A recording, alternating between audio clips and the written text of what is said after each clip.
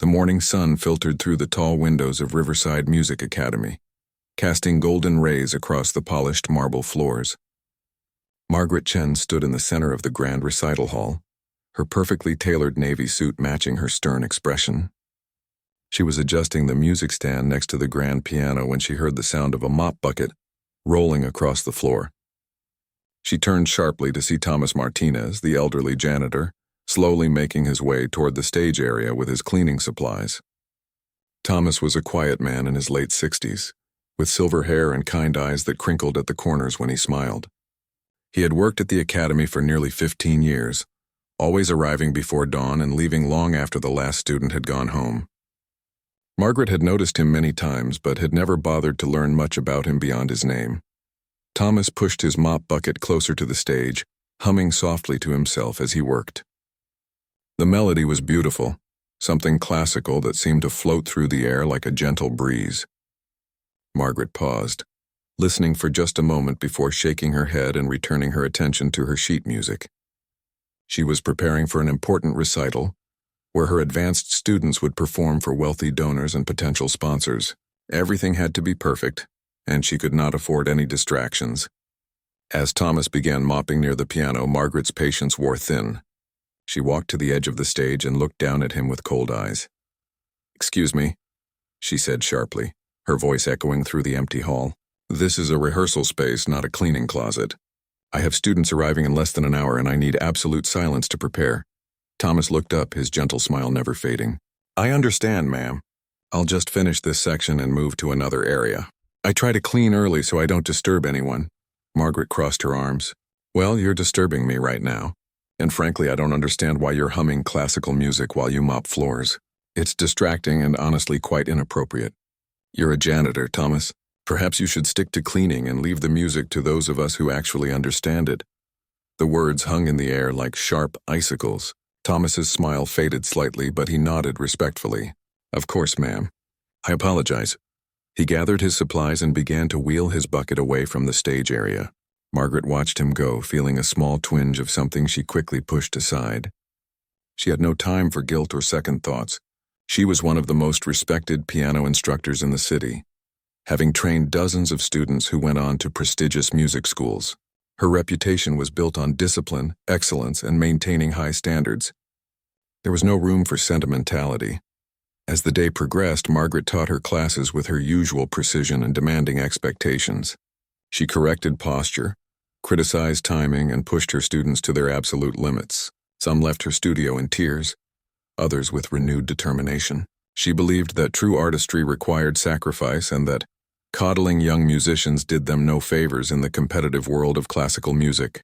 During her lunch break, she sat in her private studio reviewing performance notes when she overheard two staff members talking in the hallway outside her door. "Did you hear what Margaret said to Thomas this morning?" one voice whispered. "She basically told him to stay in his lane and stop humming music. That poor man looks so hurt." "That's terrible," the other voice replied. "Thomas is such a sweet person. He never bothers anyone. I've heard him humming before. Actually, he has a beautiful ear for music. Makes you wonder if he ever played an instrument." Margaret felt her face flush with irritation. She stood and closed her door firmly, blocking out their conversation. What did it matter if she had been direct with Thomas? This was a professional institution, not a community center where everyone got participation trophies. Standards had to be maintained and boundaries were important. Still, something about the conversation nagged at her throughout the afternoon. She found herself watching Thomas from a distance as he worked in different parts of the building. Always quiet, always respectful, always humming those beautiful melodies when he thought no one was listening. That evening, after all her students had left and most of the staff had gone home, Margaret stayed late to practice a particularly challenging Rachmaninoff piece she would be performing at the upcoming donor gala. Her fingers moved across the keys with practiced precision, but something felt off. The music was technically perfect, but it lacked soul, lacked the emotional depth that truly great performances required. She stopped playing and sat in frustrated silence, staring at the black and white keys that suddenly seemed like strangers to her. The recital hall felt cold and empty, and for the first time in years, Margaret felt truly alone. She was about to pack up her things when she heard it. The sound of piano music drifting from somewhere else in the building. Not just any piano music, but the exact Rachmaninoff piece she had been struggling with, played with such emotion and technical brilliance that it made her heart ache. Margaret stood frozen, listening to the cascading notes, the perfect dynamics, the soul-stirring interpretation that brought tears to her eyes. Who was playing at this hour? None of her instructors had stayed this late, and certainly none of her students possessed this level of mastery.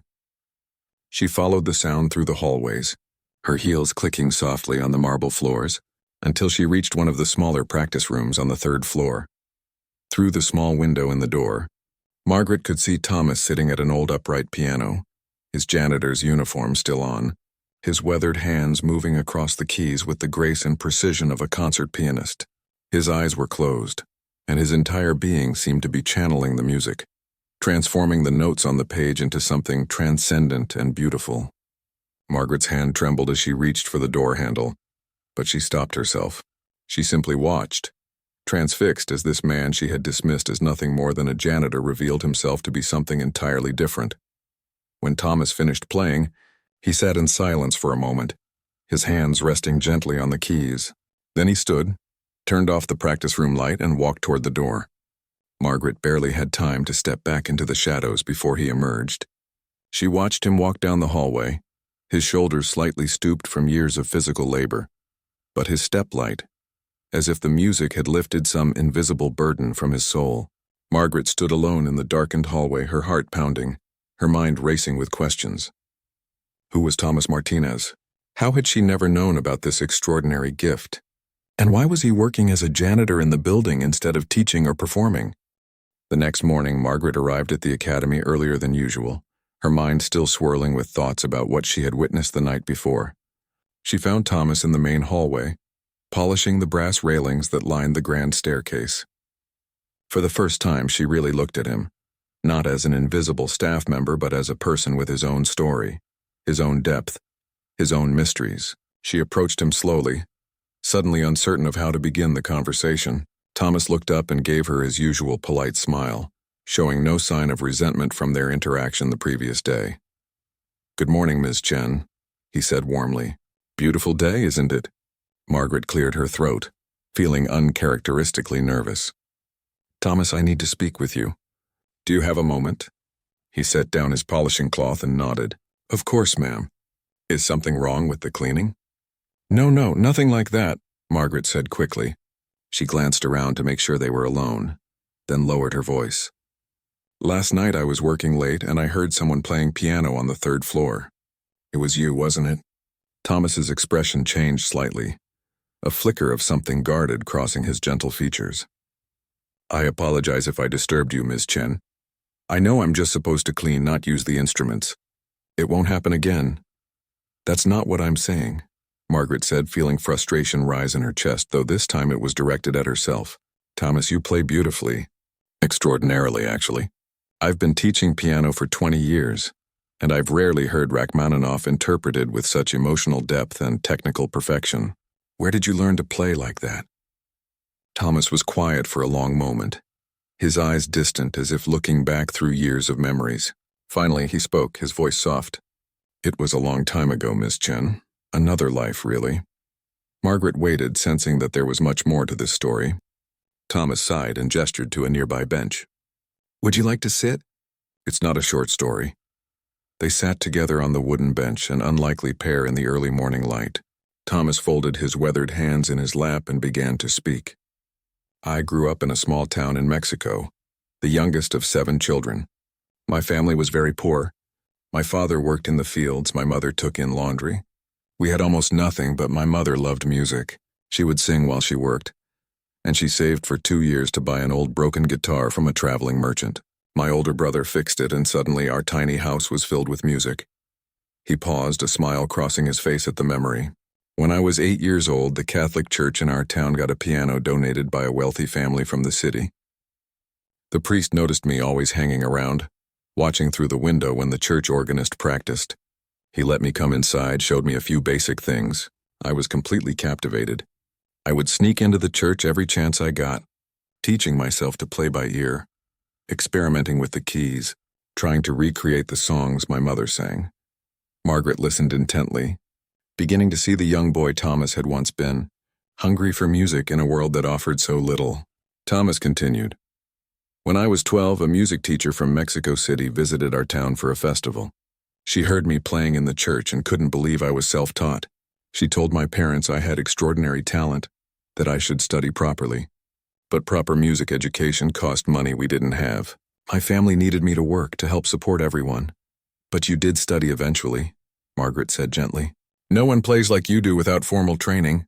Thomas nodded. The teacher, her name was Profesora Reyes, she refused to give up on me.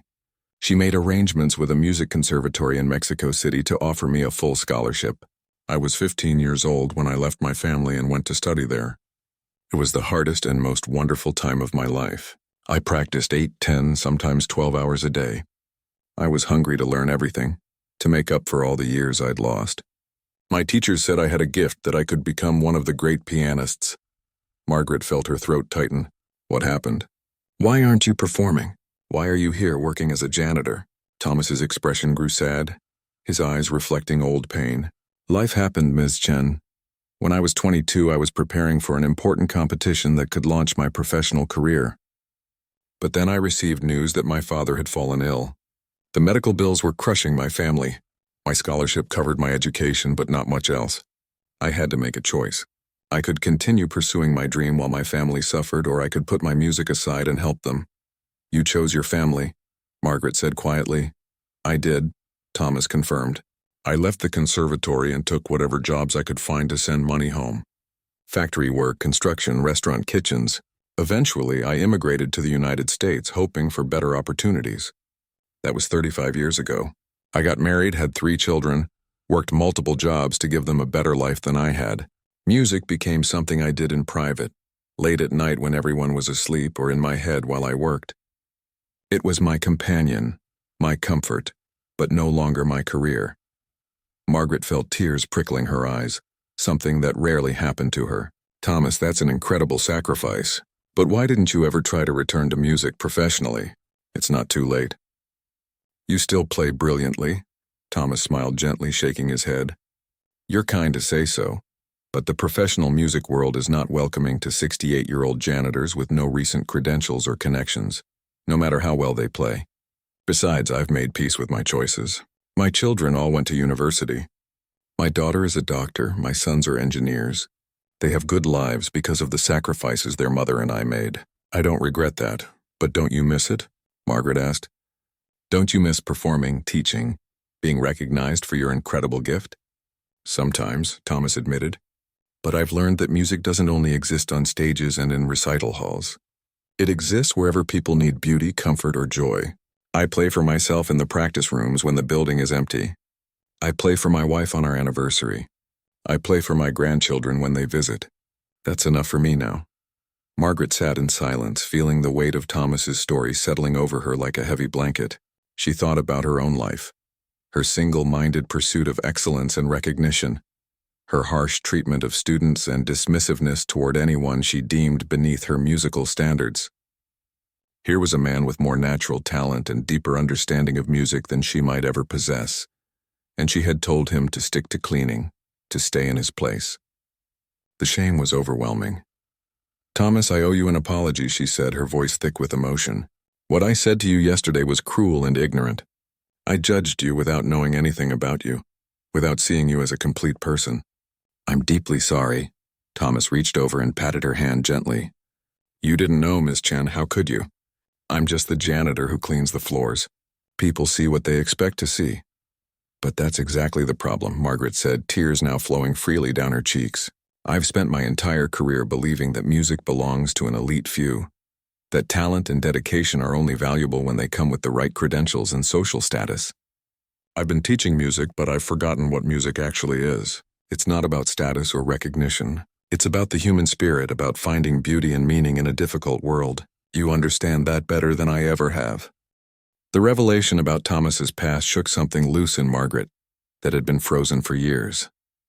Over the following days, she found herself thinking constantly about their conversation, about the choices he had made, about the quiet dignity with which he had carried his extraordinary gift without bitterness or resentment. She began to notice other things, too. small details she had previously overlooked. The way Thomas always had a kind word for the young students who struggled with their lessons, how he would pause to listen when someone was practicing, the gentle encouragement he offered to the cleaning staff he supervised. Margaret also started noticing her own behavior with fresh eyes, and what she saw disturbed her deeply. She watched herself criticize a 12-year-old student so harshly that the girl left in tears. She heard the dismissive tone she used with the front desk staff when they didn't immediately comply with her requests. She saw how other instructors tensed when she entered a room, how students seemed to fear rather than respect her.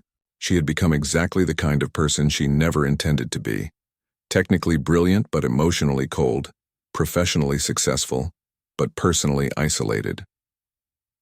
One afternoon, Margaret made a decision.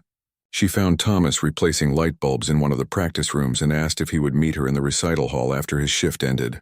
Thomas agreed, though he looked puzzled by the unusual request.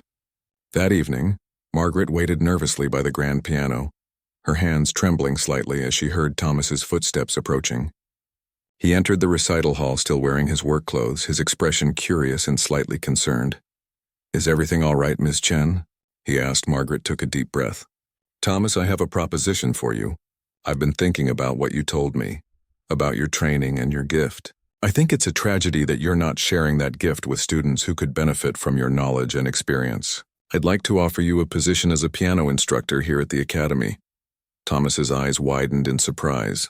"Ms. Chen, that's very generous, but I don't have the credentials or certifications that your academy requires. I'm sure there are regulations about who can teach here." "I've already spoken with the director," Margaret said. "I explained your situation, and I've agreed to personally sponsor you through the certification process. You have more practical knowledge and deeper musical understanding than many credentialed teachers. With some paperwork and formalities, there's no reason you couldn't teach here. You could work part-time while still maintaining your other duties if you prefer, or eventually transition fully to teaching if you wanted." Thomas was quiet for a long moment, clearly overwhelmed. "Why would you do this for me? After everything, why would you help me?" Margaret felt tears threatening again. "Because I've been teaching music for 20 years, but you reminded me why music matters in the first place. Because talent and passion shouldn't be wasted because of circumstances beyond someone's control. Because I was wrong about you, wrong about so many things, and I want to make it right. And honestly, because I think I have as much to learn from you as any student would." Thomas shook his head slowly, but he was smiling. "Ms. Chen, you honor me with this offer, but I need to think about it. I'm not sure I'm ready to step back into that world after so many years away. The thought is both exciting and terrifying." "I understand," Margaret said. "Take all the time you need. But I want you to know that the offer stands whenever you're ready. In the meantime, I wonder if you might consider something else. Would you play something for me? Not as a janitor, not in secret in a practice room, but here on this stage as the musician you truly are." Thomas hesitated, then slowly walked toward the grand piano. He sat down on the bench, adjusted his position, and placed his hands over the keys. For a moment, he simply sat there, breathing deeply, centering himself. Then he began to play.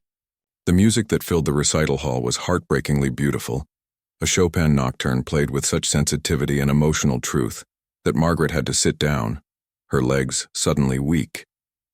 This was music as it was meant to be played, not as a technical exercise or a competitive performance, but as a genuine expression of human feeling, of joy and sorrow and everything in between. When Thomas finished, silence hung in the air for several heartbeats. Then Margaret began to clap, slowly at first, then more enthusiastically. Thomas turned on the piano bench, looking embarrassed but also pleased. "It's been a long time since anyone applauded my playing," he said softly. "Then that's another crime that needs to be corrected," Margaret said. "Thomas, regardless of whether you decide to teach here, I want you to know that you've changed me. You've reminded me what this is all about. Thank you for that gift."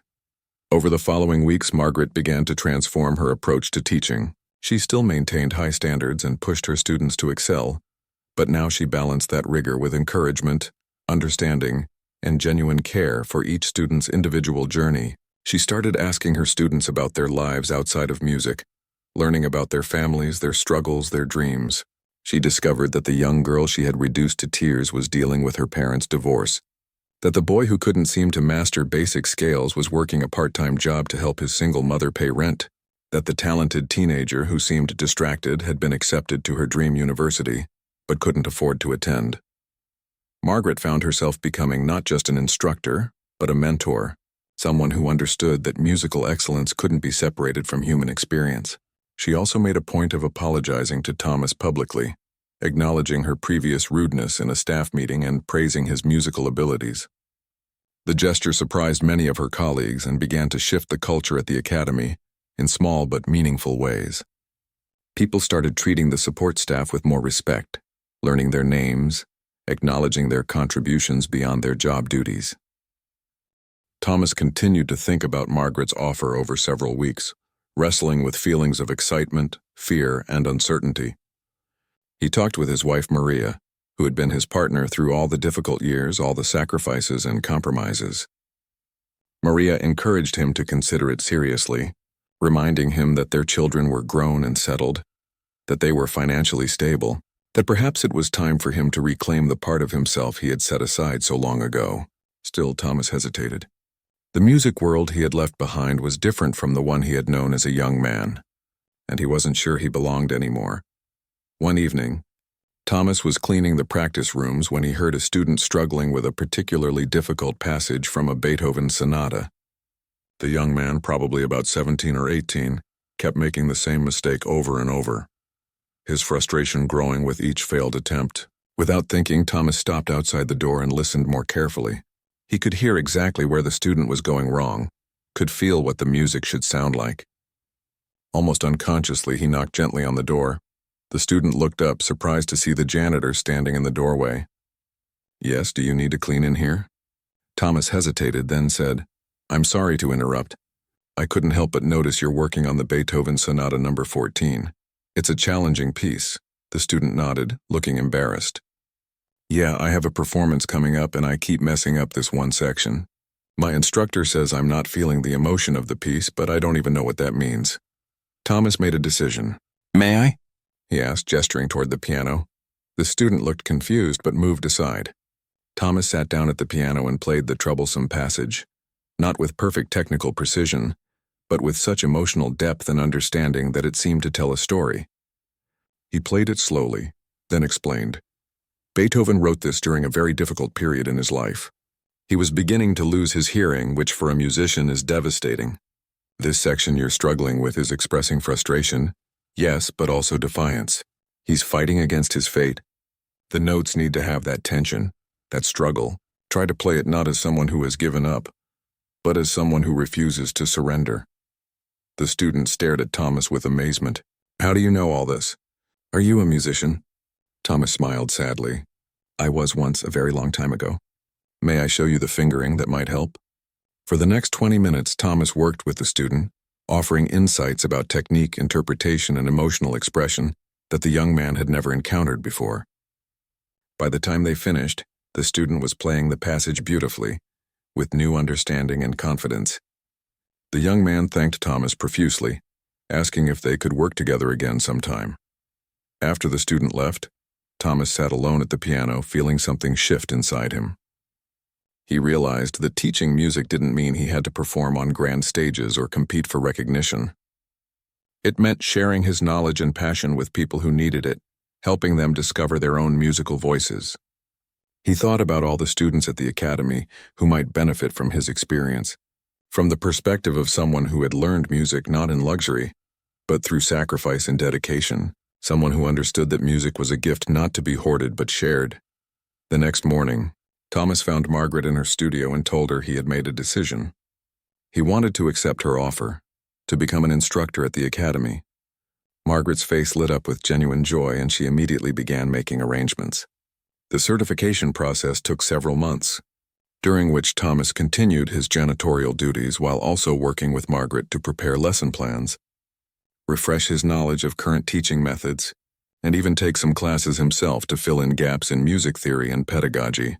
It was exhausting work for a man his age, but Thomas felt more alive than he had in decades.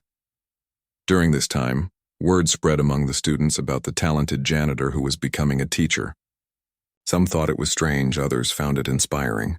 Thomas's first official student was the young man he had helped with the Beethoven Sonata, who specifically requested lessons from him.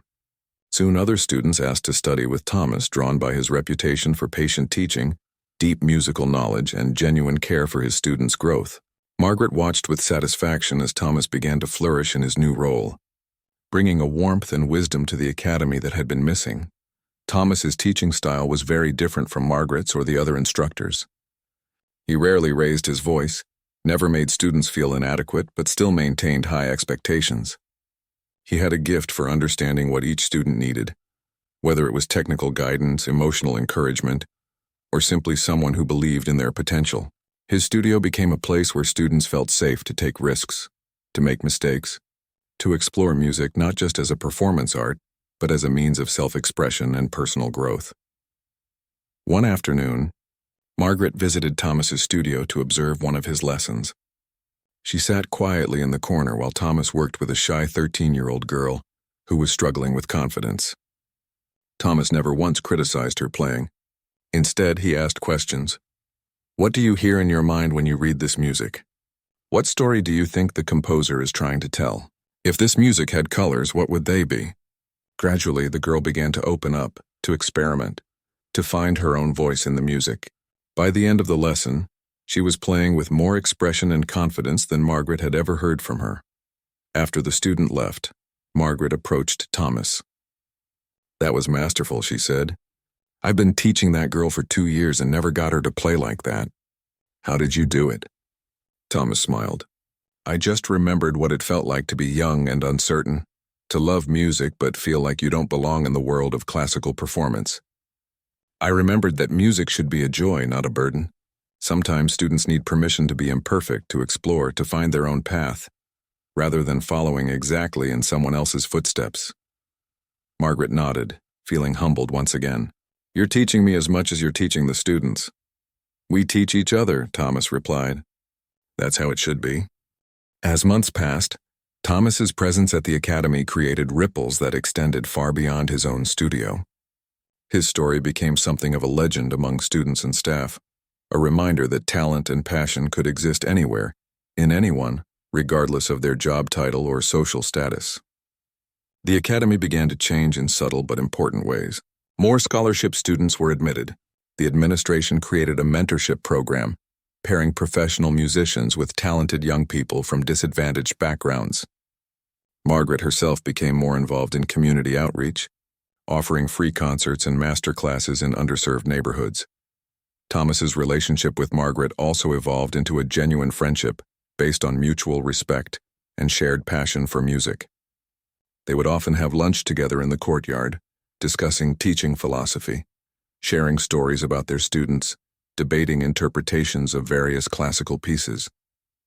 Margaret found herself confiding in Thomas about her own struggles, her fear of aging and becoming irrelevant, her regret over relationships she had sacrificed for her career, her lingering insecurity despite all her professional accomplishments. Thomas listened without judgment, offering wisdom earned through decades of living fully, loving deeply, and finding meaning beyond professional recognition. Success isn't measured by applause or awards, he told her one day. It's measured by the impact you have on people's lives, by the kindness you show, by the beauty you create and share with the world. By that measure, you're very successful, Margaret, and becoming more so every day. One evening, the Academy organized a special recital to celebrate its 50th anniversary. The program featured performances by current students and faculty, including several of Thomas's pupils. Margaret was scheduled to perform a challenging Liszt piece, and Thomas had prepared a beautiful Schubert impromptu. As the evening approached, Margaret found herself feeling unusually nervous, not about her own performance, but about how Thomas would be received. This would be his first public performance in over 40 years, his official debut not as a janitor who happened to play piano, but as a recognized musician and teacher. The recital hall was packed with students, parents, alumni, and members of the local arts community. The performances progressed beautifully, with students playing with remarkable skill and confidence. When it was Thomas's turn to perform, Margaret felt her heart racing.